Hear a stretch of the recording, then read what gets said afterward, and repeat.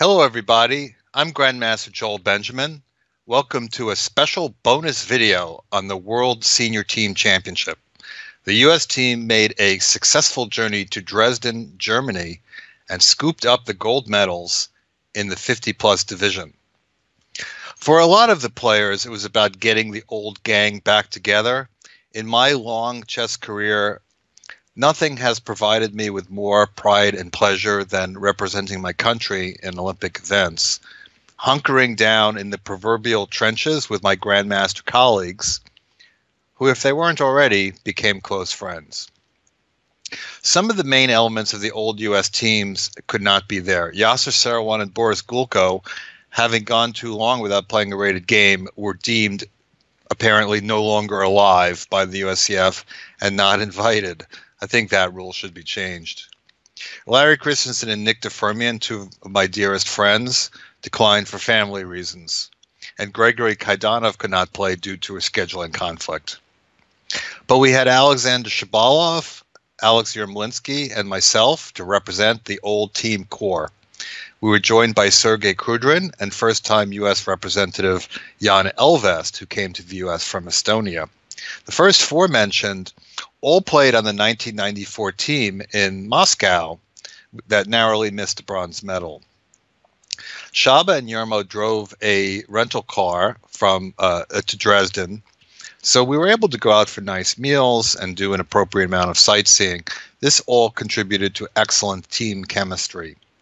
With the late withdrawal of a powerhouse Russian team and a very strong one from Armenia, we emerged as the top seeds, with only three real main contenders. But the first few rounds were often perilous to the United States for logistical reasons. We have quite a long trip over time zones. Thus we have problems with jet lag. Now, Yermo, Shaba, and Jan were in Europe for at least a few days before the tournament started, but Sergei and I were jet lagged, something awful, and stumbled early. England caught us at the right time and knocked us off in round 4, 2.5, 1.5. The winning margin was provided by John Ems, who beat me in the only decisive game of the match.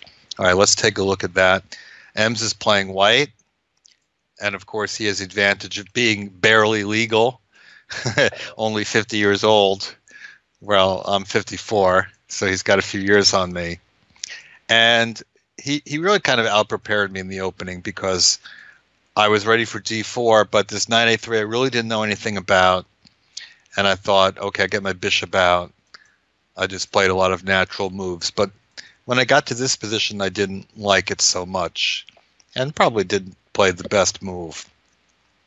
I learned from my computer that I could play here bishop e7. What I was afraid of was queen a4. Ideas of knight e5, right? So if I castle, knight e3, queen h5, and I didn't like the looks of this. But as I checked later, I can just take and play queen g6, and this position is perfectly okay for black, maybe even a tiny bit better. So I should have done that instead of losing some time with my queen. But I thought this is still okay. Knight e5 is not that dangerous. Queen a4 is not that dangerous. But queen b3 is an annoying move threatening knight e5. So I gave the bishop pair.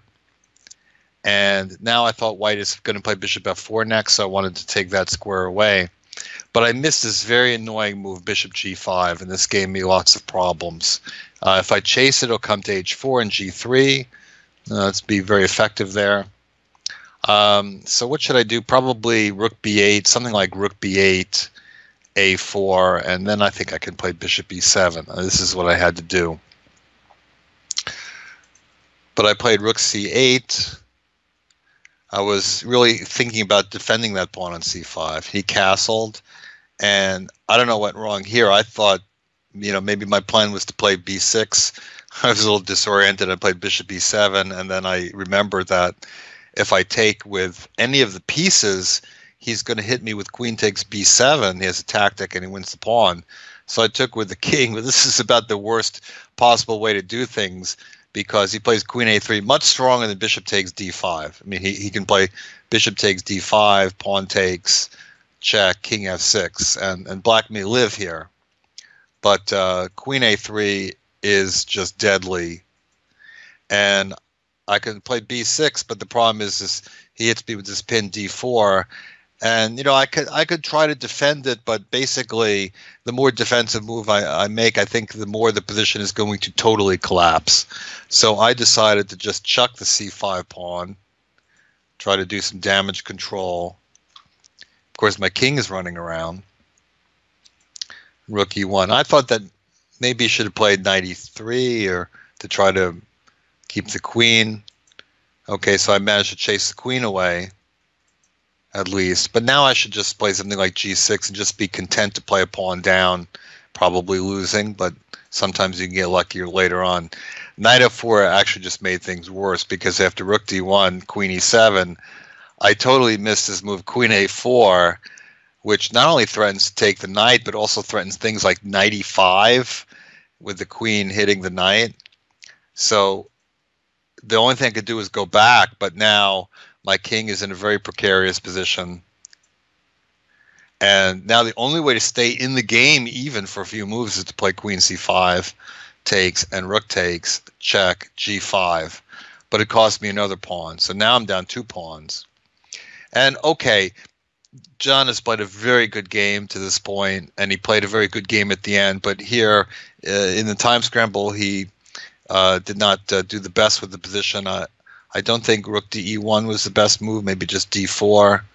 And I'm not so sure about h4, but actually this is really fine if he follows it up correctly. d4 is strong, and I can't take the c3 pawn because rook takes e6, and yeah, that's probably the best, just decisive attack. But he played hg, queen c3, and now here he could also play better with d4. And that's really just to distract the queen from the rook on e1 and go rook f3. And the purpose of that is to prevent queen f6. And okay, black's position collapses. So he made a few inexact moves. After g6, queen f6. Okay, I'm still losing, but I'm managing to survive for a while.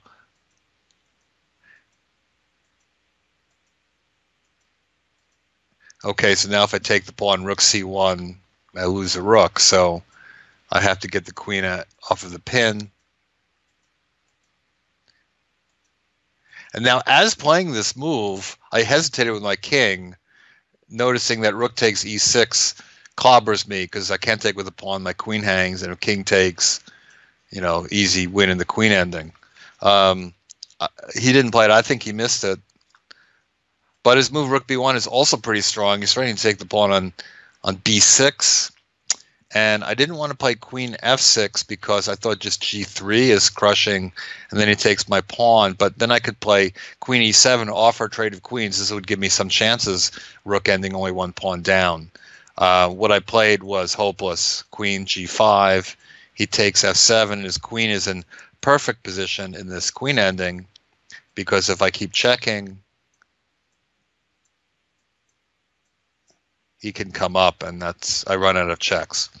So I decided to just give the 1 check and play on move 40, queen d2. But now it's some time to think. He makes an excellent move a3, and I could never touch that pawn. Even now, it's defended by a check on f8. And with his queen placed the way it is, it's basically over. I wanted to try king e5 to do this, but the problem is that, okay, all the king and pawn endings I lose. Check, king, check, king, check. His king just walks out. Or if I tried to play after g6, if I try to play something like queen f6, king g3, king f5, he can just take and play king f4, and he wins the pawn ending. All right, with that not available, basically, I think the position is just hopeless. I really have no way to prevent him from just pushing everything up. And then finally, I blood through with this move. I was a little out of it, and he played queen before. Okay, I think it doesn't matter whether I chase his king or whatever situation, he can push the G pawn and win. But this trading queens, the game's over. So that was a nice game by John Ems. Not so great for me, and so England took the lead. So we were playing catch up after that. England drew in the next round with the Lasker club from Germany, which was led by high-powered GMs Alexander Graf and Artur Yusupov. So that left us trailing both teams for practically the whole rest of the event. Now, I got back on my feet in round 5 with a nice win, inspired by my debacle the day before, as we beat Potsdam 3.5-half. And we'll take a look at that game next. All right, so my opponent is Andreas Penzold, rated almost 2,400, and he actually had one of the top scores on board 1. Helped out Shab a little bit, but as the board prize was by performance rating, he didn't really have any competition. All right, so I played, into my kitchen, one of my pet lines. It's Bishop B4, and here I faced E3. This is the first time anyone played D4 against me. And now I think if Bishop G5 runs into problems with Queen B6, so he attacks my bishop. And now I think he should just play Bishop D2. Okay, good to go for the bishop pair, but I think this is the most solid move. And I could play D5 here and maybe accept an isolated pawn might be the best way to play and retreat my bishop. But he really wants that bishop, so he plays Queen D3. But now with Knight D7, I pick up a very nice tempo. And this is a typical battle you see in openings. I play a lot of Nimzo Indians, Bogo Indians. I give up the bishop pair a lot, but I usually get some development in return, and that's what I'm going for here. Now, if he plays Bishop G5, he has to reckon that at some point I can play H6 and G5 and maybe Knight E4. So he gets the bishop out with F4. I think he can also play more restrained, just playing E3 and Bishop E2 and Knight D2 and fiend countering the bishop and so on. The bishop on the long diagonal is really the most dangerous. The bishop isn't very dangerous where it is here. So he plays Knight D2 to prevent my knight from jumping into E4. And now is a very interesting moment in the game. Of course, I have that development advantage. How do I exploit it? I have to, do something. I considered the wild B5 to, because if he takes, I get the D5 square, which is okay, and Bishop F5, which is also okay. But I felt like they didn't do enough. And so I decided on the move H6. It looks like very unassuming, but the idea is to play Knight G6 without allowing Bishop G5. Now, I thought he could just take the knight. The computer doesn't like this move very much, but admits that the position is pretty much equal. But I didn't think he was just going to give away his bishop pair that he worked so hard to get. It's not a real human move. So he played E3. But now when I chase the bishop turns out to be a bystander. As I get what I want, D5, I start to advance in the center. And if he takes it, I take with a knight, and my pieces are starting to jump. So he played Bishop E2 to shield his king. And now this is where I learned from my loss. I played Bishop G4. This move was very fresh in my head because it gave me so much trouble when Ems played it against me.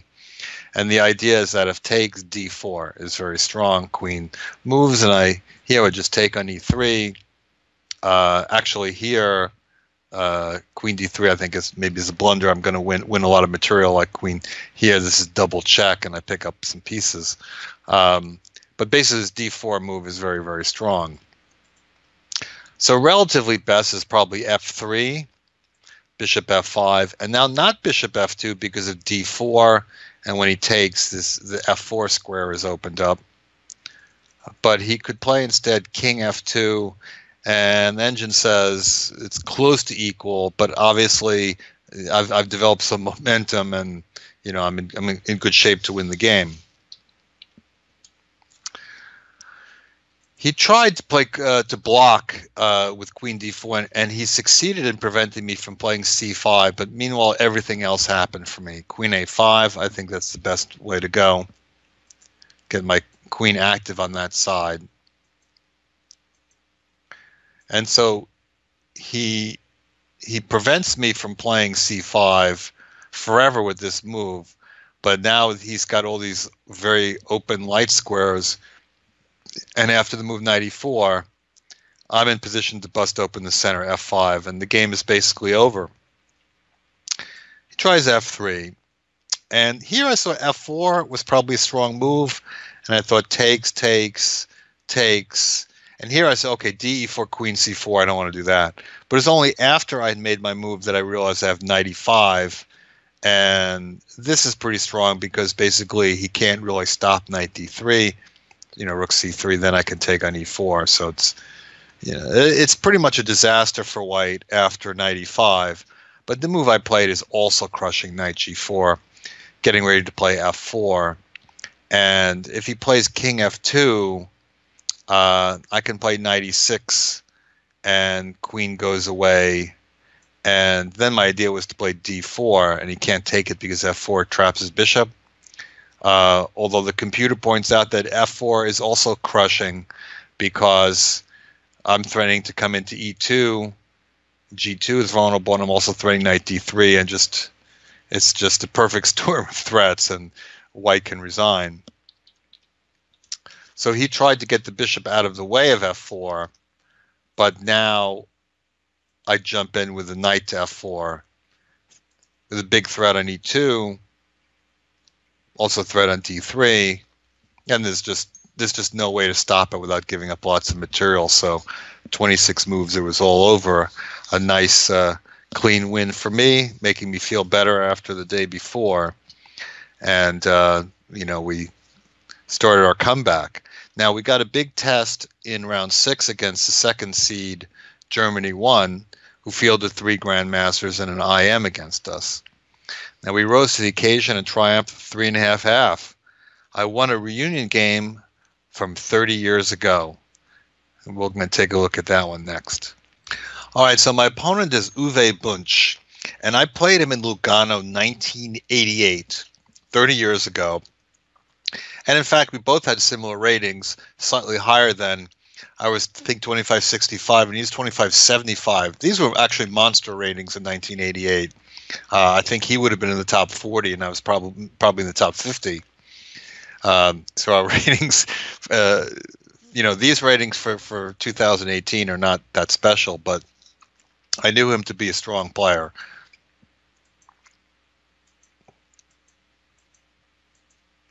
Now, in 1988, he played b3, and I played check, bishop d2, c5. This was a variation that I invented. The idea of bishop check and c5 was not novel, but the idea to do it with bishop a6, provoking b3, which opens up the long diagonal for some tactics, that was new. And as far as I know, I invented this way of playing it, and I showed it to Korchnoi, and I think he played it a couple of times. And I was able to eventually go on and win that game. It was a big win for me at the time. But in the years since, he's been mostly playing knight bd2, which he played.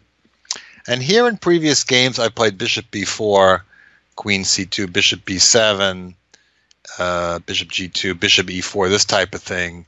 And then take the knight and play with d6 and so on, and just try to blockade the center against the bishop pair. That's sort of a typical way for me to play, but I wanted to branch out and play a little bit differently.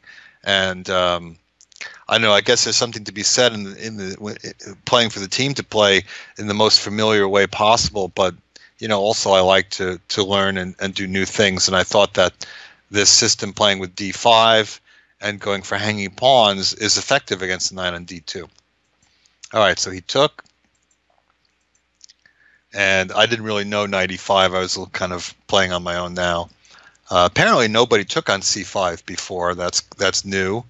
And a little bit risky to go right for the hanging pawn position because, black could get some activity. But after b3, I was a little concerned that he's going to play bishop b2 and then get an e4. So I played bishop. So I wanted to chase the knight.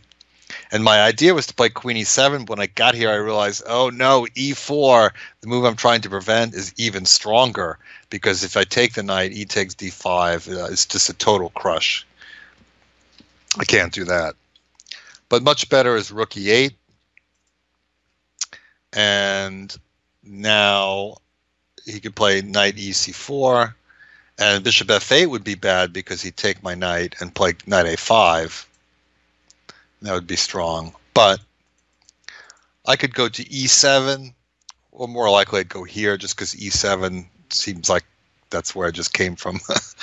And this is okay. All right, so he went knight d3, and now the position kind of normalizes as I cover everything. As John Fedorovich would say, my hanging pawns are protected 15 times. It's good to protect them as much as possible. E3. If he played e4, I was going to play c4 to not allow the knight to come to c4, and I think that the position is in the tactics is probably dynamically equal. He thought for a long time on this move and played e3. So I played a5. This a4 is a typical idea. Actually, it was used against me later in the tournament in that kind of structure. Knight f4, a little bit risky. Takes. Now, at first I was going to play rook d8, and then I realized knight takes d5 actually hangs something because takes, knight takes, knight c4, queen c6, e4, and I'm, in deep trouble. So once I saw that, okay, I better just take the knight, which is pretty good anyway, because if he takes, I can play, I don't know if I need to take, but I can go d4, shut out the bishop, and black has a very good position. So he takes the g-pawn, but of course now his king is always a little exposed. So first I liquidated this pawn, and I give him a little bit of a target on b3. And then rook b8. My idea was to prevent his knight from moving. In hindsight, maybe that's not the best place for the rook. It's hard to say. I really just didn't want to take too long on these moves and get into time pressure, which I eventually did, but at least it wasn't that bad. All right, bishop b5. I didn't see this move at all. I thought maybe play queen f5 to keep my queen from coming over. But then I realized bishop e5 is not really that strong anyway. I can just take it. And now not rook e5, queen c5, because I think he comes in too fast on the queen side. But I went here, forced f4. And again, there are many possibilities. Rook e6 is an interesting move, which I considered. But I decided I should just play the most straightforward way, f6. Liquidate that pawn. All right, now I kind of expected bishop h3, and I can defend my knight. Now there's two possibilities. He could take on c5, queen e6. And this looks good for black.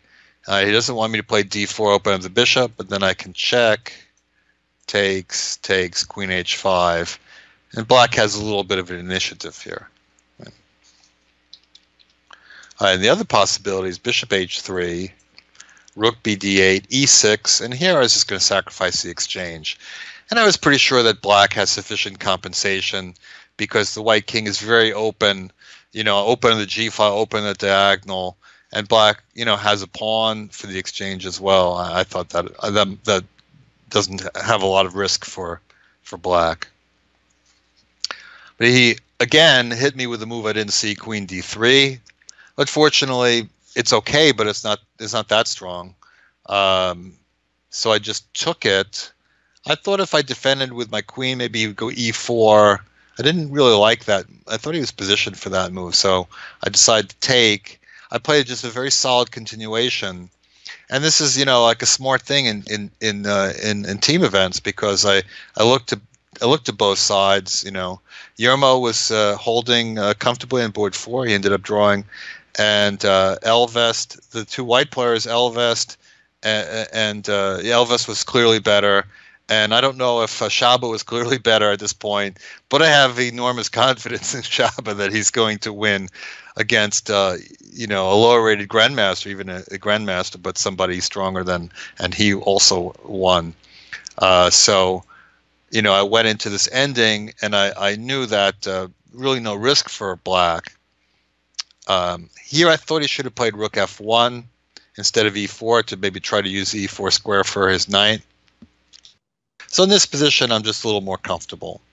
And I play h5. I'm not sure that that's a good move, but I had ideas of bringing the knight to g4, and I wanted to be able to anchor there against attacks and close up the g file. But there was also an idea that I could go knight f6, knight h5, and knight f4, which I kind of forgot about. Maybe that was better. It's hard to say.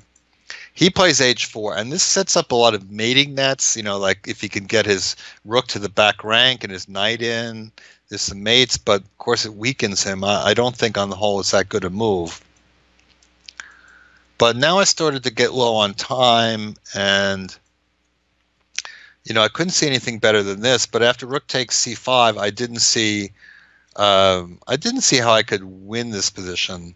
I can draw it, but I didn't see any kind of forced win. But for some reason, after knight g4, he played very quickly king g2, which doesn't really have that much purpose, and it actually loses an important tempo because now I pinned his knight, and now it's just lost. He has no good way of getting out of this pin. All right, he tried to set something up, and now I defended my rook. And he had to put his pieces out there to get out. Now I got to make two more moves before I get another 30 minutes. I have a clean win with rook b3 because the knight can't go to d7, and then I can start to work with my rooks like I did in the game. So that would have been a good move. I kind of like the idea of finishing with checks, and I gave another check here. But it has to be said that rook b3 is winning immediately, and I just, with a little more time, I would have calculated this more carefully. I saw this variation check, king e2, king g2 rather, and now I saw check, king, check, and I thought, okay, I have to give my rook with knight f6 to stop mate, and then I'm not winning. However, what I missed was this position. I don't take the rook. I go check, and I made him. So I could have played that way, slightly more crunching, but even this check was fine because I had planned that my next move after the time control would be rook d3, threatening mate, and this is enough to win. Probably a lot of different ways, but actually I played what the computer said was best. I checked, and I went here, threatening the mate again. And he came this way now, rook g2. I thought rook c2 was a little bit more stubborn, as I was kind of happy to have that rook shut off. And now I came down this way and took the pawn. And I thought, okay, now I'm just winning by pawns, and his knight can't come to the d file because of rook d4. I'm keeping away from my king. And I thought it pretty easy. He played rook c4, and now I make a nice move, rook f4. If he takes my rook, then I get a f pawn that kills. And otherwise, I'm going to scoop up some more pawns. So Bunch resigned. So I got a big win over a grandmaster 30 years after we first played. But it has to be said, I didn't even need to score in this game because my teammates had already taken care of business. And that happened a couple of times where I was, beating a good grandmaster, and we didn't even need the point because the other guys had won their games. All right, so after beating a tough but outmanned Thuringen team 3-1, we got our last big test against the Lasker squad. Amazingly, we matched our big win against the other German powerhouse with another 3.5-half. Schabe completely confused Graf in the opening, using his time advantage to power to another big win. Yermo won a nice game against Jakob Meister, who had almost a perfect score to that point. Jan blocked against Felix Levin, and I won another reunion game against one of the nicest chess players on the planet, Artur Yusupov. We'll look at that one next. Okay, so I had white in this game, and I haven't had white against Artur very often, but I do have some history.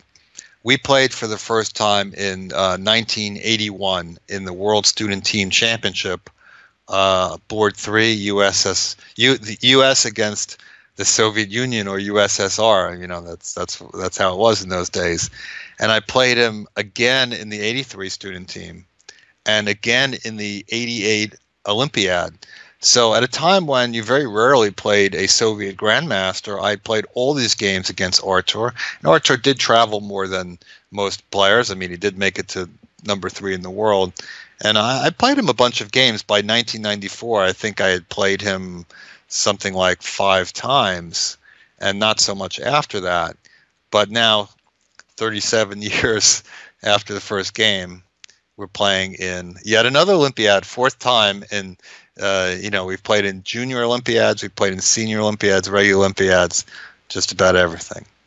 All right, so he plays the French, and I play knight c3. This is not what I play most of the time, but I knew that he doesn't play the main lines, and that in fact this one, he has been playing this in the last few years, but it's a bit bewildering to me because I think this is just not a good line, and I know that because I used to play it for black back in the 80s.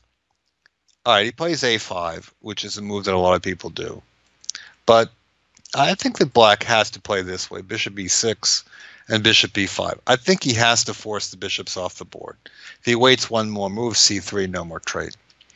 And white can play bishop b3 and then bishop c4. So white has a choice of trading on c4 or trading on b5. I'm actually leaning towards trading on b5, and then, I don't know, knight f4, castles, h4, whatever. They're all good. So black has succeeded in trading off his bad bishop, but white has this beautiful space advantage and kingside potential, and black has zero pressure on the center, which is not good news in the French defense. So I think this is a dream position for white. So Artur played a5, and I run away. And some people played b5 and a4, but the bishop eventually comes out to the b1, h7 diagonal. So he just put his bishop there, c3, and now he starts improvising. It's funny, after the game, he said, I thought during the game, my position was somewhere between completely lost and just terrible. Yeah, I mean, I've been kind of gifted an easy position, and I could, sometimes you'll play stuff like h4, but I just wanted to play it very simply, keep it simple, stupid, not mess around, and play reasonably quickly, and had an edge on the clock. So he basically is trying to barricade things a little bit. h4. And here I thought knight g3, knight f5 I found slightly annoying. If I take it, g takes. I didn't like that so much. I could also play bishop c2. So I played h5. I understood that he might go for this takes, and now he took on h5 because g5, either with or without taking, the knight comes to h2 and then to g4 and then f4, and everything gets opened up. So he took. And I don't really have enough time for g3, king g2, and rook h1, so I went here. And I thought that his idea might be to do something like knight g6. No, sorry, he did play knight g6. I thought that he might try to hold on to the pawn, but that seems to be too slow, because something like this, I saw stuff like this, and the computer indicates that it really is just terrible for black. This is just it's kind of falling apart. So he found a way to trade. Knight g6 takes and queen h4, and I thought if I move my queen, then he might have some knight takes e5 shot. I thought, okay, I'm not going to mess around. I just trade. Now if he comes to f5, bishop c2, the knight is not stable there. But after knight g6, now I'm ready to power through with this attack in the center, and with 2 bishops and with domination on the light squares, because he's on the light square bishop. It's just a really terrible position for black. And he's just kind of holding on for dear life here. King d7. Now I understood what he's doing. He's going to try to play f5, and he has to do that because otherwise I'm just going to move my bishop, move my king, and double on the h-file and take his h-pawn. All right, so now I have rook h1, h4. So here I have to take the pawn because I can't win the h5 pawn. But this is just, I mean, black is so tied up here. And now if he doesn't get his rook over, he loses h-pawn. So he has to make this slightly convoluted maneuver to put his rook in a pinned position. All right, so now we're thinking knight e5, and I decided to be a little bit, indirect in his time pressure, king e2, and he played h4, which I don't know, maybe he should wait on that.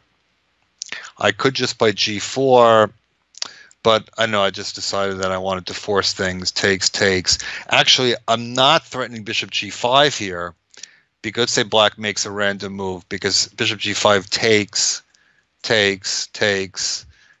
and now the problem is that my bishop is attacked. So my bishop is not attacked. He can't ever take. But he played rook h5. He's move 31. He's very low on time.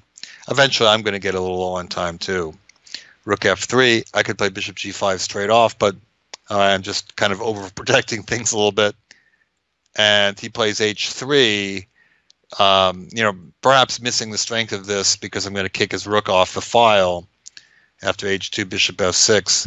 Now it's a totally lost position. But now he's just getting started. He played so resourcefully after this, really kind of showing his mettle. First he plays rook h3. And I actually missed that I could just simply take this way, because if I take the other way, knight f4 is a problem. But here I have king f2, and if he can't take and take the pawn because king f3. So that was simpler than what I did. Although this is good enough as well.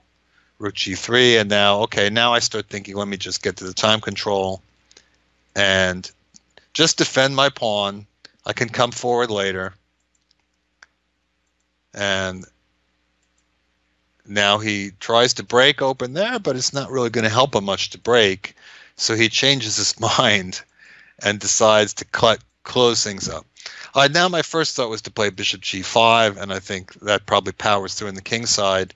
But then I got a little clever and decided, okay, let me make sure that the queen side can be cracked too, so that I don't, run into a blockade. I really had kind of fears of his blockading ability. Rook b1. Well, I'm going this way anyway, and now he's not even threatening to take the pawn because king b1, he'll be trapped. So maybe I should just play bishop g5. But I thought, oh, okay, this is just totally over. And then as he's thinking, I start to realize what he's up to. He checks, and he does this, which is very clever. It's totally insufficient, but at least it, creates some forward momentum. All right, I could play rook b2. Another thing I didn't see was rook f2, rook g4, bishop g5, because my bishop is kind of a bystander right now. I could play that.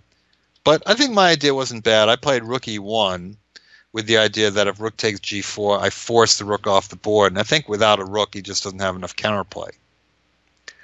So he understood that and took on b3. And now I miss a chance to force that rook off with rook h8, and I think that's the simplest. I played inaccurately with g5, and then he came here, and I started to realize that he's starting to get some counterplay, even though the position is completely winning for white, right? So I started to worry a little bit about king b2, b5, and this probably makes it worse because I missed that he could go here, and he's got knight g3, and I don't know, maybe I had time for rook f3 and rook h1, but I guess I was a little bit worried that I didn't.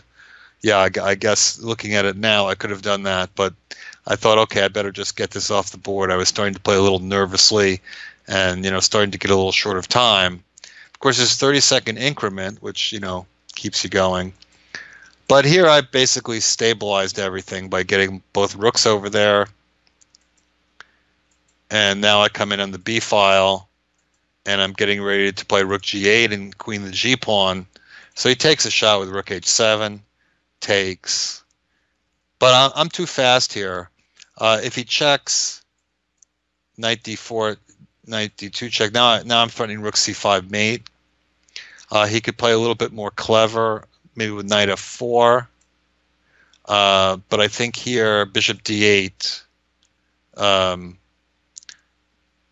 is going to be very strong. Or I could play like I did in the game with rook a6 check and rook b6, a similar idea of mating, and I'm too fast.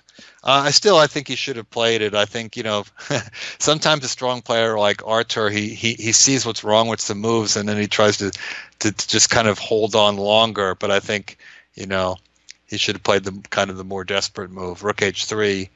Now I checked and played here. This is a mating net I had already worked out. And now king d7.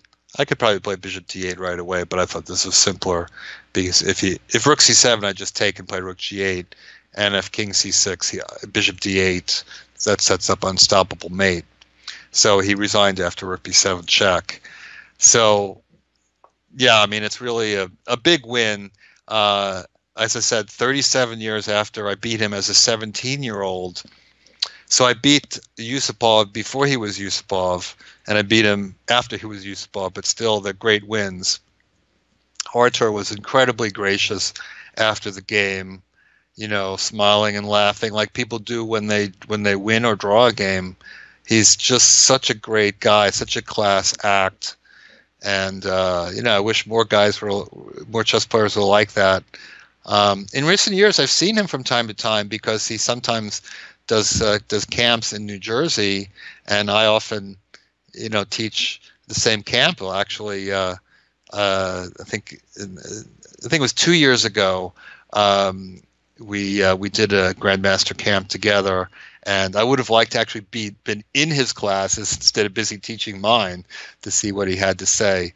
But anyway, it's a great thrill to be able to beat Artur Yusupov, who's kind of a living legend in chess.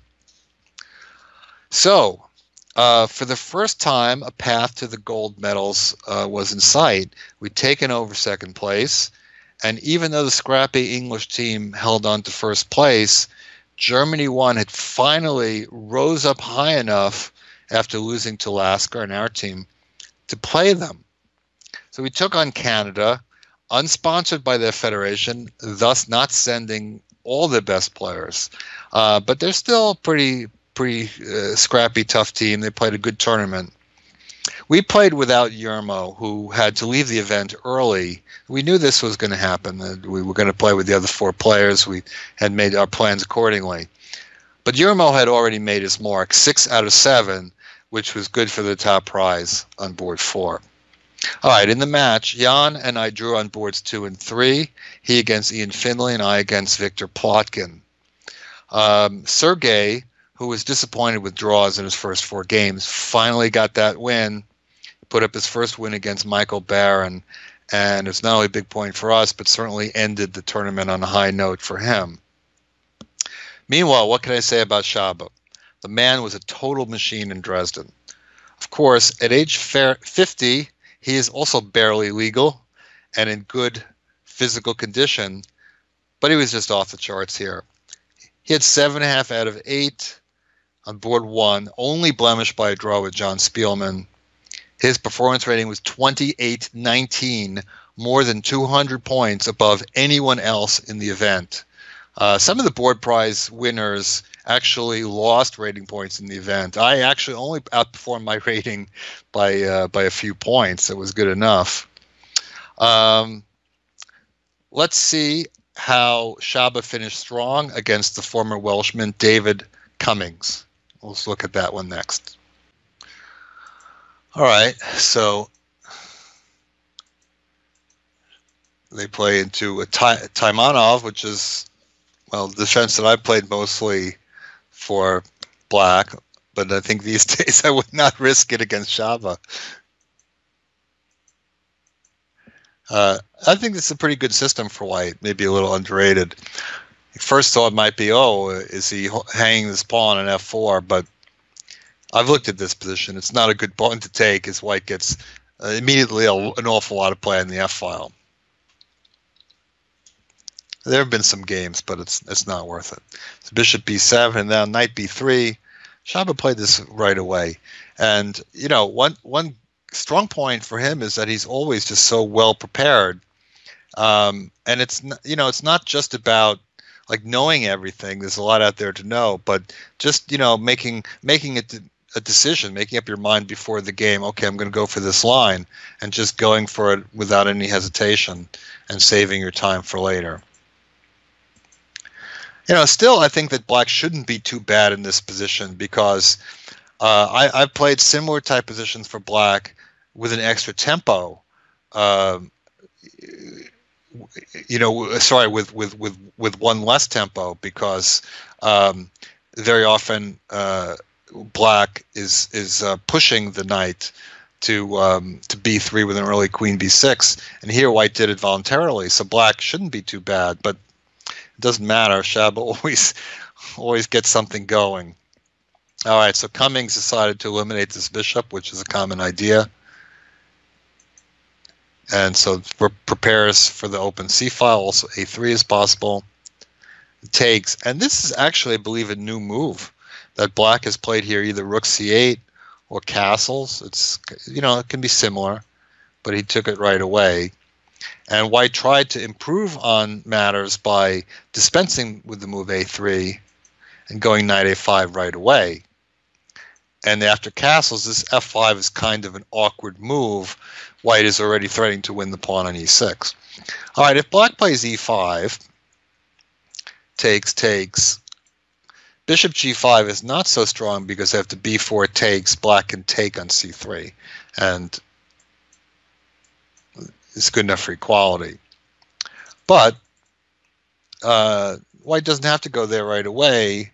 He could first play a3, and this, or maybe start with a3 without knight takes b7, and this seems good for an advantage. The idea of playing with a knight on d5 against darks for a bishop certainly is a good strategic idea. So Cummings tried taking, takes, and he chased a knight, which I think is good, because if he lets white play a3 and maintain that knight, bishop coming to d4, black will just have no counterplay at all. So knight e2 and rook a c8, and this is a nice decision for black. Even against a player like Shaba, or maybe especially against a player with Shaba, sometimes you just have to challenge them.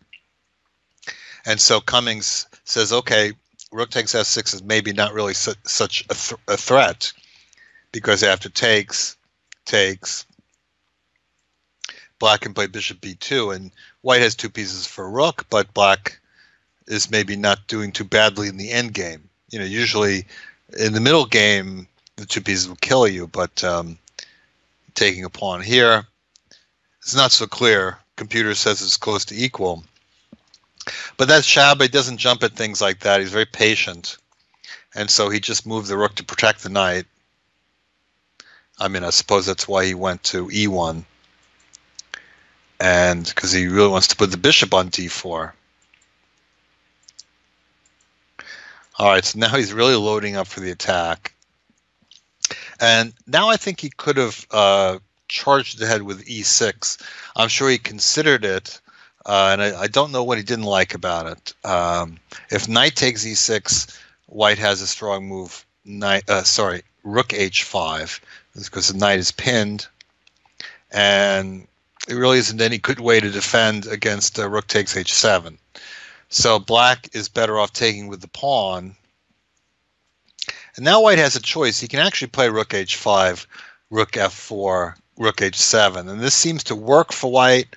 Although I'm not so sure that, when you're calculating this in your head, if you think like this is a good decision or not, because it's certainly very possible to miscalculate something like this. But just the same, white could also play rook f8, something like this, and just take the pawn, or perhaps. Perhaps knight takes e6 right away is possible. Knight takes, rook takes f8. If knight takes, the bishop drops. So something like this could happen, and in the end game, white is doing very well. The bishop on 8 is a big problem. Well, the bishop on 8 was a problem anyway in the game. Um, so Shaba decides to wait, just getting ready to put this knight on d4. But this actually gave black some chances. And here I was thinking about rook c7, queen g3. And here I was thinking about bishop g5. I asked Shab about this, and he said he would have played like this and put the knight on d4. But still, it's not a complete disaster for black. This is probably what he should have done. Although he does get another chance after king h7, knight d4, and this is the last chance. He has to play bishop c5 right away because it's sort of it looks complicated to do it this way, but that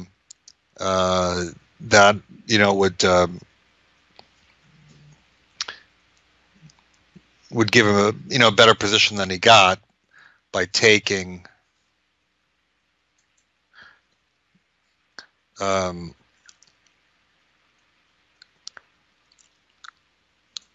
bishop c5. Okay, well, that's waving the red flag at the bull, isn't it? Unsurprisingly, Shaba plays rook h6, and also not too surprising that it wins. Check, check. Okay, first problem for black is that he would prefer to play king h8, as then if he's forced to play f6, he can defend along the second rank. He's not being checked along the second rank. The problem is that white has this check, and then next move knight f5, and that just mates or wins the queen. So he has to go to h7, but now knight f5. This is just crushing. Mate threat f6, and now sort of a nice little finesse is that he checks and he gets to take this, and that just puts black out of position. If rook takes c5, the simplest is to take on f6. And now the principal threat is knight e7. Rook e7 is probably a threat too, but black just has no even sensible way to try to make any kind of defense. For instance, rook f7, knight e7, and yeah, I mean that just wins. For instance, white can win by taking with the pawn, or queen g6 check and taking with the pawn. But even rook takes is going to work as well, because this check on the back rank white has covered. So, it's the desperation. Cummings tried queen takes knight, but then he loses his rook. And well, white could take the bishop on a8. That's a free piece, but he's totally crashing through it, so he doesn't bother. Takes d4, now rook e7, takes, and the black resigns. If king g6, I think probably Shaba would finish like this, g4. It's not completely necessary, but he could trade and then make a fresh queen and win. So a nice win by Shaba. I mean, there were maybe some moments that he didn't make, the best decisions, that he might have had strong continuations, but he just has a way of putting so much pressure on his opponents, and like I said, he's patient. If he doesn't think that something is going to work, he looks for a way to get in later, and he has a confidence that he will be able to come up with something. All right. Meanwhile, that plucky English team, who had not lost a single game in the event, had their hands full with Germany won. Spielmann and Schlosser drew early, but England stood worse on the other three boards. Eventually, Volka broke through against Plaskett, providing a narrow victory for Germany, moving them into fourth place. Strangely, the lost match put England in the same spot they would have had with a tie. Then they would have tied with us, but they would have been edged out on game points. They ended up tied with Alaska for second and third, but ahead of them on game points. So they got the silver medal either way. It would have been fascinating that they could have gone through the tournament without losing a single game and still not have won the gold medal. So, I guess it shows how well they played, but also how well we had to play to finish ahead of them. So the cream rose to the top with the 4 best teams in the end occupying the top spots. All right, Shaba, of course, won gold on board 1, and Jan took silver on board 3. I talked about England. Our team only lost 2 games in the whole event. You saw the game I lost to Ems. Jan lost a game to Thomas Kasper of Thuringen. Those are the only losses that any of us suffered, which I guess is pretty good. So, as I said, Jan took silver on board 3. I myself won double gold, like Shaba and Yermo. I edged out John Ems by 3 points in performance rating. That was how it was decided, not by raw score or percentage score, but by performance rating. I think I nipped him out something like 25-53 to 25-49. So I just got that second gold medal there. Well, it was a great team effort for the USA. Entirely satisfying result. The team wants to thank Angelina Belkovskaya, who is a tireless advocate for us on the USCF executive board, pushing to fund this team, to send us, and she eventually convinced enough people to vote to provide money to cover our expenses. And, that enabled USA to have a gold medal. And hopefully we have proved our worth to everyone. And, this will be hopefully a regular occurrence that we could send a professional team to this event every year. Hopefully we'll send a lot of amateur teams. We got a lot of senior players. We should be doing it. Another big thank you to the ICC, who really didn't have to give us anything, but generously extended some extra sponsorship to the team in recognition of the long mutual relationship that many of us have had. And for me, there will always be a place in my heart for the ICC. And with that, I wrap up this special video. I hope everybody enjoyed this inside look at the U.S. team in the World Senior Team Championship. I look forward to you guys joining me again for my regularly scheduled GM Joel Chess Week recaps. Goodbye until then.